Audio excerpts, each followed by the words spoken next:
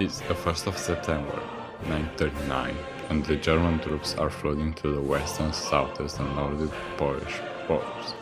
Though the troops hold their ground, it doesn't take long for inferior Polish army, whose main means of transportation is still horseback, to begin losing territory. At 8 am, German dive bombers planes begin attacking Warsaw. Even so, considering Lufthansa's yearly budget was greater than all Polish defense plannings in 1935, things were looking good for the Poles. That's it, until September 5th, when the Polish soldiers begin retreating inland to defend the capital. And 2 days later, the government and armed leaders leave for the place further away from the front line.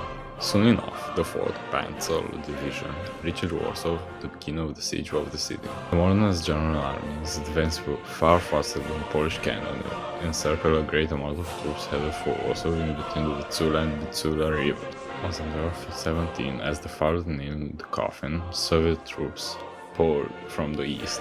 It is impossible for the Poles to fight the war on all sides, and the sole order was issued by the Polish commander for the troops to evacuate the country to either the Hungarian or Romanian border. Combat on the Polish grounds ends on October the 6th, although the escaped troops will continue fighting the Axis alongside French and British for the rest of the war.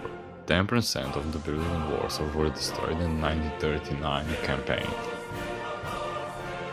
The general plan, OST or GPO for short, was German plan to rebuild Eastern Europe following the Nazi ideology. This involved the extermination and ethnic cleansing the Slavs, according to below agreement, but also rebuild European cities according to the German model. Such city was to partly destroy Warsaw. Obviously, in 5 years of German occupation, this plan was never truly materialized. August 1st, 1944.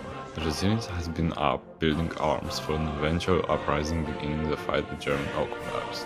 This gave Heinrich Himmler, the man in charge of the GPO, an excuse to execute his plans, and so, for 60 consecutive days, German bombers ravaged the city. After fighting inevitably died down, Himmler ordered systematic destruction of Warsaw.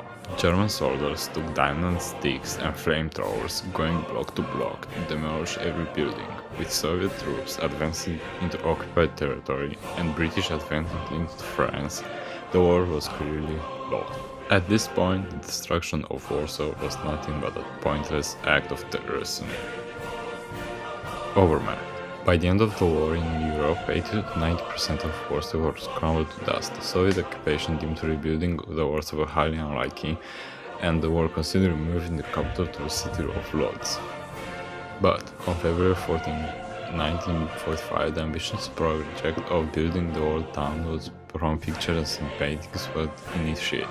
If there were no records of a particular location, the architects would attempt rebuilding them from nothing but memories. When visiting monuments such as the Royal Castle today, you are not witnessing 400-year-old historic wonder but a reconstruction finished 50 years ago. Although little changes in the city planning to make it more efficient existed, rest assured the pre-war citizens found the city miraculously familiar to the town they knew. In the 80s, the rebuilt city was inscribed in the UNESCO. Thanks for watching.